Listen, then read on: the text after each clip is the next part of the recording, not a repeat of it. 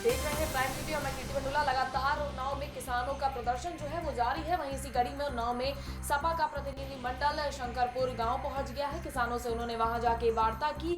वहीं किसानों ने पुलिस की पिटाई के सबूत दिखाए, शरीर पर चोटों के निशान दिखाए। किसानों ने प्रतिनिधिमंडल के साथ सपा के पूर्व विधायक भी वहां मौजूद रहे। डीएम पर किसानों का गुस्सा साफ तौर पर दिखाई दे रहा है। किसानों का कहना है कि शमशान घाट बना देंगे ट्रांस गंगा सिटी को।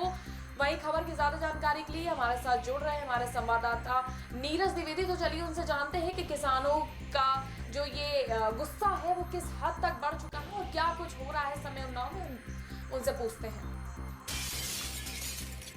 जी नीरज, सबसे पहले तो मैं जान चाहूंगी किस तरह से सपा का प्रतिनिधिमंडल जो वहां पहुंच चुका है, तो क्या कुछ किसानों ने पुलिस के बारे में बताया, क्या कुछ चल रहा है इस समय वहां पर?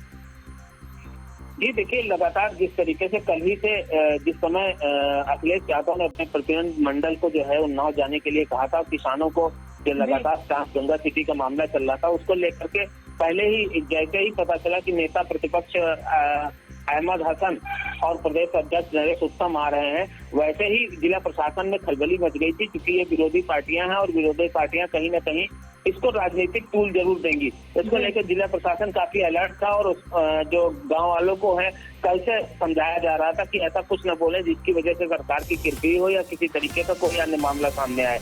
लेकिन आज जैसे ही पूरा प्रतिनिधिमंडल वहां पहुंचा है, गांव शंकरपुर पहुंचा है, किसानों ने अपनी जो है आप बीती बताना शुरू की है।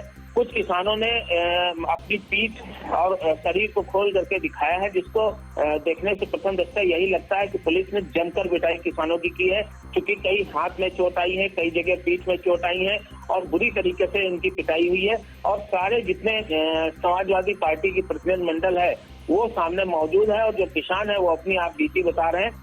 एक अहम मुद्दा यहाँ पर यह भी है कि इतना सब कुछ होने के बाद, चाहे वो आगजनी हो, चाहे पथराव हो, चाहे मारपीट हो पुलिस की, लेकिन उसके बाद भी किसान जो है वो लगातार झुकने को तैयार नहीं है। किसानों का सीधे तौर पर कहना है कि अभी तक की तो वो आंदोलन कर रहे थे, लेकिन अब जो है वो यूपीएसआरटीसी यानी जो ट्रांस गंगा सिटी है उसको संतान बना के छोड़ेंगे। तो कहीं ना कहीं जो किसानों का आक्रोश है वो बढ़ता दिखाई पड़ रहा है, या इसको पहले से ही इस बात का अंदेशा लगाया जा रहा था कि जो समाजवादी पार्टी का प्रतिनिधिमंडल वहां पहुंचेगा तो कहीं ना कहीं राजनीतिक रोटियां सेकने वाला काम शुरू हो जाएगा। और बिल्कुल वैसा ही मामला सामने आया कि जैसे ही प्रतिनिधिमंडल पहुंचा है वैसे ही किसानों ने जो है अपनी आप बीती बताई और उस मामले को टूल देने का पूरा काम किया गया। जी किसानों का मुद्दा तो वैसे भी राजनीति रहा ही है और राजनीति तक पहुंचने के लिए, सत्ता में काबिज होने के लिए तो किसानों का मुद्दा उठाया ही जाता है। लेकिन मैं आपसे ये जानना चाहूंगी कि अभी हाल ही में जो पिछले कुछ दिनों से ये खबर आ रही थी कि जो किसान है वो लगातार विरोध प्रदर्शन कर रहे हैं, उनके उस विरोध प्रदर्शन को रोकने के लिए पुलिसकर्मी जो हो बल पड़ रहा है वो कर रहे हैं, तो क्या किसानों की ही गलती है, पुलिसकर्मियों की भी कोई गलतियां सामने आई है इस वक्त? जी बिल्कुल, देखिए जिस तरीके से ये मामला 3 साल से लगातार चल रहा था, 3 साल में जिला प्रशासन को कुछ न कुछ ऐसा जरूर बीच का रास्ता निकाल देना चाहिए था जिससे दोनों लोग बैठ करके बातचीत कर लेते, आपसी सहमत हो जाती, या अगर जो एक शर्त रखी गई थी कि जब ये डेवलप हो जाएगा और डेवलपमेंट के बाद 6% दिया जाएगा, तो जहां तक जो लड़ाई चल रही थी किसानों की, चाहे वो मुआवजा की हो या 6% डेवलपमेंट के बाद भी उनको हिस्सा देने की बात हो, इसको लेकर के कोई बीच का रास्ता निकाल लेना चाहिए था। क्योंकि जो आंदोलन चल रहा था वो लगातार 3 साल से चल रहा था, लेकिन जिला प्रशासन की घोर लापरवाही इसे कह रहे हैं कि उस बीच किसी भी अधिकारी ने इन किसानों से संपर्क नहीं किया। जब मामला काफी बढ़ गया, किसान आंदोलन पर उतर आए, तब जिला प्रशासन वहां पहुंचता है और उनको खदेड़ने का काम करता है, क्योंकि किसान इस समय ज्यादा उग्र हो गए थे और उन लोगों ने जो है पथराव किया। पथराव के बाद में पुलिस ने बर्बरता से लाठीचार्ज की और उसके बाद में जिस तरीके से किसान घायल हुए हैं वो आज प्रतिनिधिमंडल के सामने रखा गया है। जी, सरकार द्वारा किसानों को रोकने के लिए कोई प्रस्ताव पेश नहीं किया गया है या किसानों के लिए कोई आगे बातचीत नहीं की गई है? जी देखिए, बताएं, ये जिला प्रशासन के लिए बड़ी शर्म की बात है कि जहां पर जिलाधिकारी हो, पुलिस अधीक्षक हो, मुख्य विकास अधिकारी हो, एडीएम हो, इनके मौजूदा में होते हुए जो है ये मामला इतना दूर पकड़ गया कि 4 बड़े अधिकारियों के होने के बाद भी अगर लखनऊ से कमिश्नर यहाँ आ रहा है और एडीजी जो यहाँ पर आ रहे हैं, तो कहीं ना कहीं बिल्कुल इस बात का साफ संदेश निकलता है ये मामला इन लोगों के हाथ से बाहर निकल चुका है। सरकार ने हस्तक्षेप किया है, बड़े अधिकारियों ने, लखनऊ के बैठे बड़े अधिकारियों ने हस्तक्षेप किया है। तो कहीं न कहीं इसमें त्रुटि है। अगर त्रुटि नहीं होती तो जिले के जो अधिकारी थे वो इस मामले को पहले ही संभाल लेते। अब कमिश्नर का आना और उनका बातचीत करना कहीं न कहीं एक फेल्योरमेंट माना जा रहा है कि उन्नाव जिला प्रशासन का फेल्योरमेंट है, जो किसानों से अपना तालमेल नहीं बिठा पाए। क्या लगता है कि किस हद तक सपा प्रतिनिधिमंडल का पहुंचना वहां किसानों का क्या जो प्रदर्शन है उसको और ज्यादा उकसा सकता है या इसमें कुछ कमी आएगी? बिल्कुल आपने सही कहा कि जिस तरीके से सपा का प्रतिनिधिमंडल वहां पहुंचा है तो कहीं न कहीं आग में घी डालने का काम ये करेगा।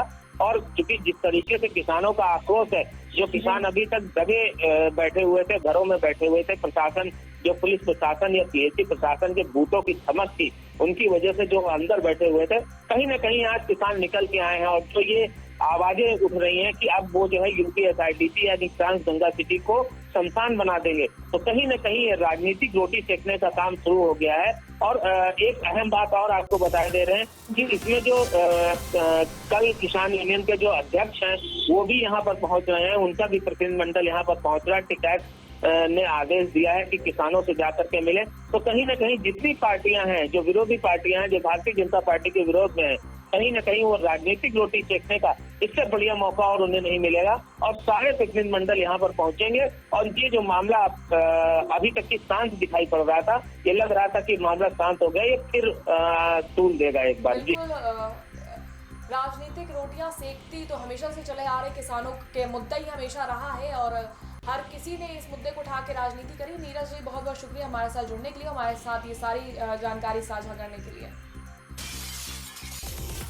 तो देखा आपने किस तरह से किसानों का मुद्दा तो लगातार राजनीति में बना ही रहता है। लोगों के घोषणा पत्र में भी सबसे सर्वप्रथम रहता है किसानों का मुद्दा। राजनीतिक रोटियां सेकते हैं विपक्षी नेता और वही करने शायद तक सपा का प्रतिनिधि मंडल भी शंकरपुर पहुंच चुका है। ये किसानों का हाल जानने पहुंचे हैं या बीजेपी की धज्जियां उड़ाने, ये तो वक्त ही बताएगा। लेकिन फिलहाल जो प्रतिनिधि मंडल है वो किसानों से लगातार बात कर रहा है। किसान उनसे अपनी आप बीती सुना रहे हैं, पुलिस कर्मियों द्वारा की गई पिटाई को और उसके सबूत दिखाए जा रहे हैं। वहीं किसानों का साफ तौर पर धमकी भरा लहजे में एक सरकार को ये चीज साफ कर दी किसानों ने कि उनकी अगर मांगे नहीं पूरी की जाएंगी तो वो ट्रांस गंगा सिटी को शमशान घाट बना देंगे। अब इस पर सरकार का की फेल्योरमेंट और सरकार की आप लापरवाही कह लीजिए या कुछ कह लीजिए कि उन्होंने बात नहीं करी किसानों से, उन्होंने बात करना या तो मुनाजिर नहीं समझा, जो भी था।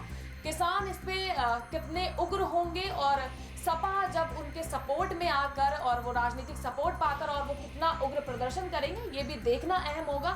इसी के साथ हम उन्नाव से आपको किसानों का सारी खबरें आप तक पहुंचाते रहेंगे। आप बने रहिए प्राइम टीवी के साथ।